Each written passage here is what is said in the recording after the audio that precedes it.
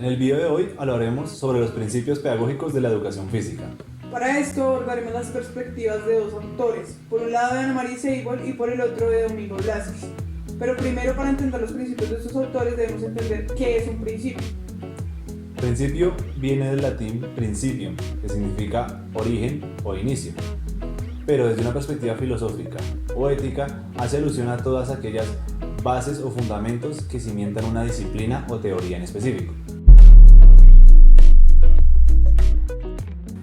En su libro Principios pedagógicos de la educación física, Seibol plantea la necesidad de describir y fundamentar dichos principios para esta área, otorgándole las bases que hagan fructífero su accionar por medio del entendimiento total del ser humano en su proceso de formación.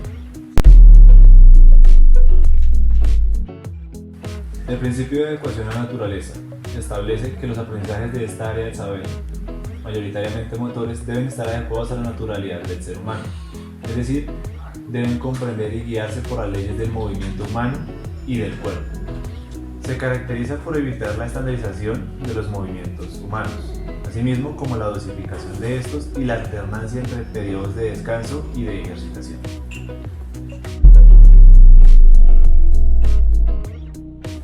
El principio de adecuación sugiere que la educación física debe estar encaminada y estructurada al desarrollo cognitivo, físico y emocional del ser humano, acorde o en concordancia con cada una de las etapas del ciclo vital, por medio del empleo de prácticas corporales, actividades físicas o disciplinas deportivas propias a esta área del saber.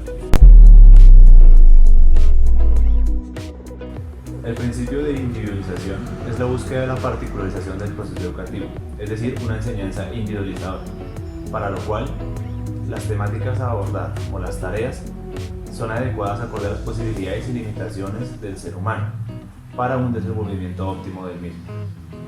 Ahora bien, la diferenciación se da desde el interés personal, el ritmo individual, la madurez motriz y la capacidad de rendimiento de cada persona. El principio de la solidaridad habla de la formación de un individuo acorde a un ideal de ser humano fijado por cada sociedad en específico, desde la simpatía y responsabilidad hacia el prójimo.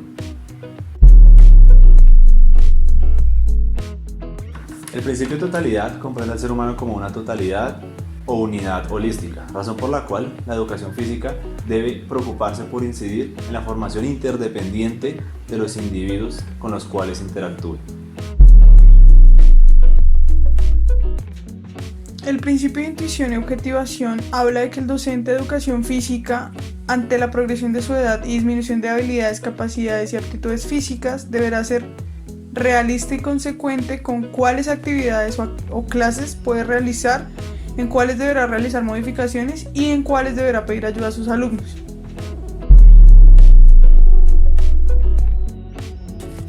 El principio de la experiencia práctica o del realismo menciona que la educación física debe valerse de los saberes y experiencias propias de cada generación para la transmisión de aprendizajes, lo cual le permite a niños, adolescentes y jóvenes la aprehensión y transmisión de estos. El principio axiológico establece que toda práctica, ejercicio físico o actividad lúdico-deportiva debe poseer un objetivo específico y una significación que le permitan lograr el desarrollo integral del ser humano. Para esto se establecen 3 guías. La primera habla del encuentro con su propio yo, la segunda habla del encuentro con la naturaleza y la tercera habla del encuentro con el material didáctico.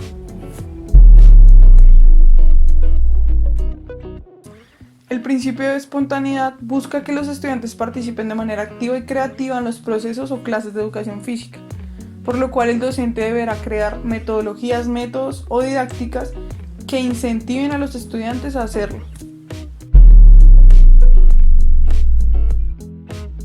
El principio de adecuación estructural es un principio propio y único de la educación física. Está compuesto por 4 predisposiciones. La primera es la predisposición para el movimiento. En esta se establece que el movimiento debe ser el eje central de las clases o sesiones de educación física. La segunda es la predisposición para el juego. Aquí la educación física debe valerse del juego como una actividad liberadora, espontánea y socializadora que le permite el desarrollo integral al ser humano. La tercera es la predisposición para el rendimiento. Aquí la educación física permite a los seres humanos competir consigo mismos y con otros para corregir, perfeccionar y mejorar su actuar. La cuarta es la predisposición para obrar. Aquí la educación física permite incentivar el obrar autónomo del sujeto, lo cual le permite lograr una independencia a la hora de actuar. Ahora bien, desde la perspectiva de Velázquez, que está sustentada en su libro La educación física, esta área del saber, desde sus principios o ejes pedagógicos, debe fundamentar la formación integral del ser humano.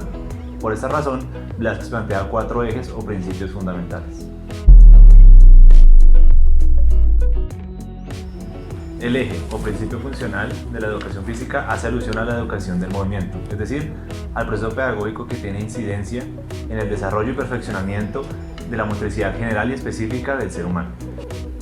Este eje o principio de la educación física se caracteriza por el desarrollo de la dimensión física como elemento propio de la educación física. Asimismo, por el progreso de las capacidades orgánicas y motrices del individuo y el acceso al mundo cultural que esta área del saber le permite. El eje o principio cultural de la educación física da cuenta de la educación a través del movimiento, la cual se refiere a los aspectos afectivos, emocionales y sociales del ser humano. Se caracteriza por la formación del carácter y la personalidad del sujeto, la preparación para la vida y el trabajo con emociones, sentimientos e intereses del sujeto. El principio o eje utilitario es la educación física para el movimiento, donde se privilegian los procesos de autogestión y planificación del ser humano. Allí la educación física incide en 3 aspectos. El primero es el gusto por la práctica regular y consciente de la actividad física, el segundo es la gestión física y motora de la propia vida y el tercero es el desarrollo de la autonomía de la propia práctica físico-corporal. El principio o eje estratégico comprende la educación acerca del movimiento. Es básicamente aprender a aprender, para lo cual debe establecerse o desarrollarse un comportamiento estratégico en los estudiantes que les permita conocer de qué manera aprenden, cómo pueden tomar decisiones reflexivas y cómo pueden ser cada vez más autónomos.